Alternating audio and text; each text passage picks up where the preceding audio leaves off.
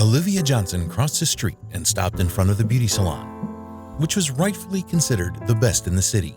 It looked very expensive and luxuriant from the outside, catching the eye with its neon sign and beautifully decorated stained glass windows. Deep down, the old woman felt the long-forgotten excitement of being at a place like that. Pausing for a moment, Mrs. Johnson summoned up her courage and pulled at the door handle.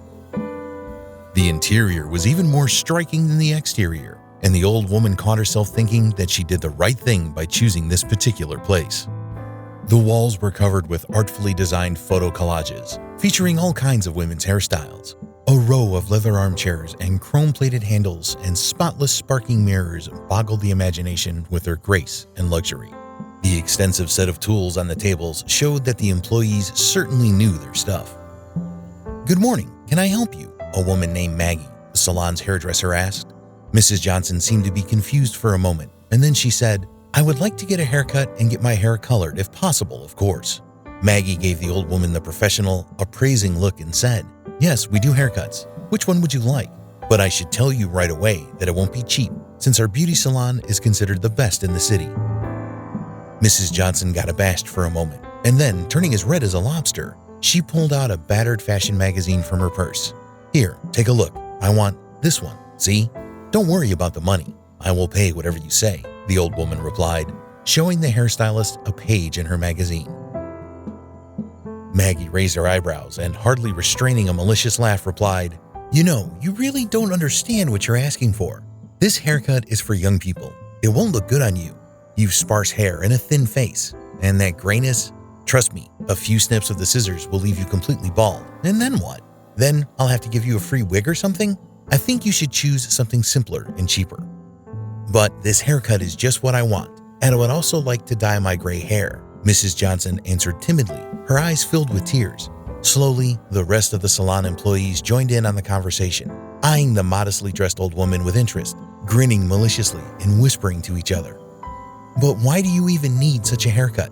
Are you planning on sweeping your elderly husband off his feet?" Someone made a crack about Mrs. Johnson.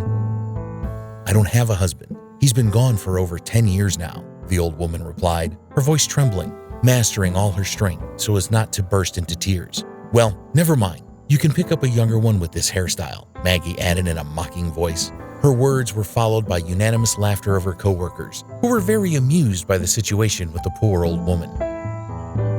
Unable to put up with the ridicule, Mrs. Johnson left the salon hastily.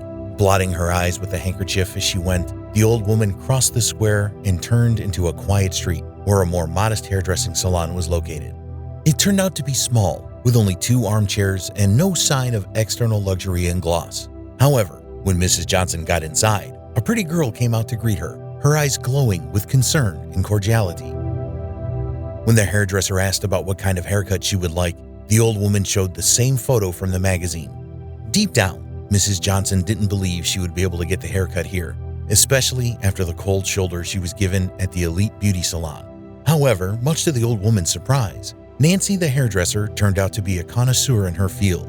The girl was happy to make Olivia's dream come true, giving her the gorgeous hairstyle, which looked even better in reality than in the photo. On top of that, Nancy dyed the client's gray hair the color she wished for, and, as a bonus, even did her nails, thereby transforming Mrs. Johnson into a real beauty. "Thank you. You're a real magician, sweetie.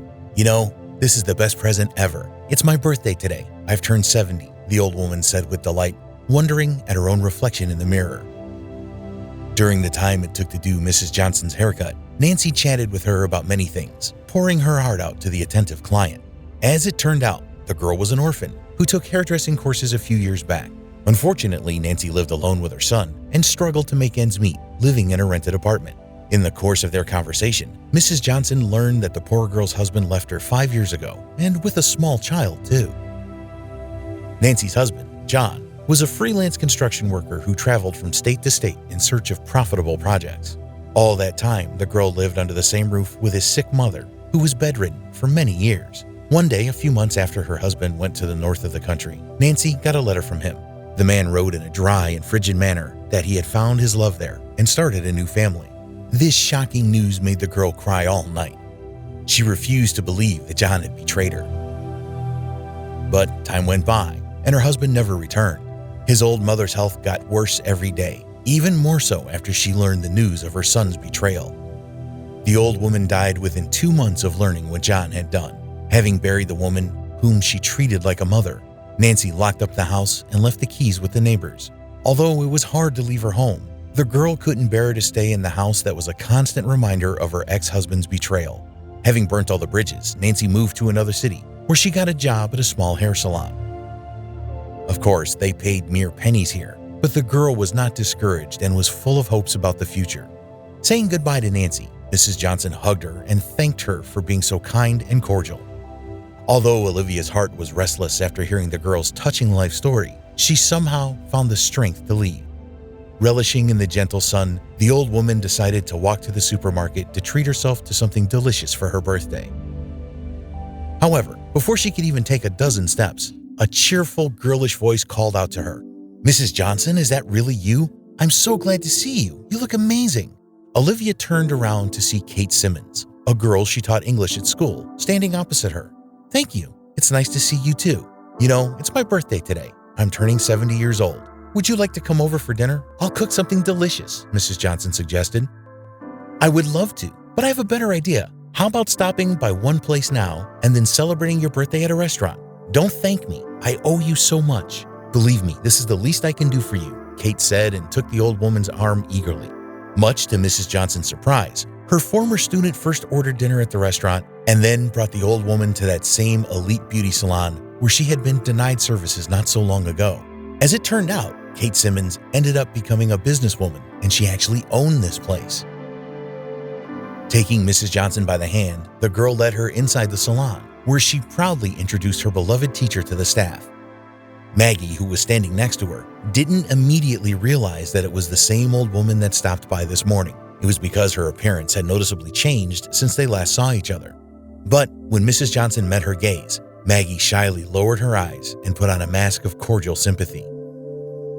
Kate, eager to hear what her former teacher was thinking about her salon, was impatiently shifting from foot to foot. Sensing her emotional state, the old woman said, "You have the best salon in the city, but your staff is mean and inattentive. They all lack humanity and common decency." As Mrs. Johnson was saying this, she brushed aside a tear and headed to the exit. Kate caught up with the teacher at the door and, taking her into her office, was getting ready to listen to what the upset woman had to say. When the old woman calmed down a little, she told her ex-student what had happened that morning. Kate listened to Mrs. Johnson patiently, and then her face changed, and she left the office. The business lady gathered her subordinates in the hall and, casting a menacing look at everyone, said in an icy tone, "You're all fired. This is the best salon in town, and it offers the highest salary. I'm sorry you didn't appreciate it. Let this be your lesson. Goodbye. Starting tomorrow, don't ever set foot in here again." The frustrated employees dispersed around the salon, getting used to the idea that they had become instantly unemployed. Meanwhile, Kate phoned all of her classmates, inviting them to dinner to celebrate Mrs. Johnson's birthday. It's worth saying that the celebration was wonderful, and the woman of the day hadn't felt so happy in a long time. The next morning, following Mrs. Johnson's recommendation, Kate offered Nancy the position of a senior hairstylist at her salon. However, this wasn't the last good news for the unfortunate orphan on that memorable day. It was only that evening that Nancy got to learn the major news. Olivia Johnson invited Nancy and her son to move in with her. At first, the girl thought it was all nothing but an amazing dream, where any of her wishes could come true, and she feared that as soon as she opened her eyes, the magic would disappear, dissolving in a haze of fog. But no matter how much she rubbed her eyes, the pleasant reality persisted. On top of that, Mrs. Johnson, who had no close relatives left, drew up a will. It decided that after her death, all her savings and the house should come into Nancy's ownership. However, the orphan girl, who treats Olivia Johnson as her family, prefers not to think about the possible inheritance. Instead, Nancy prays to God every day for her patron's health and long life.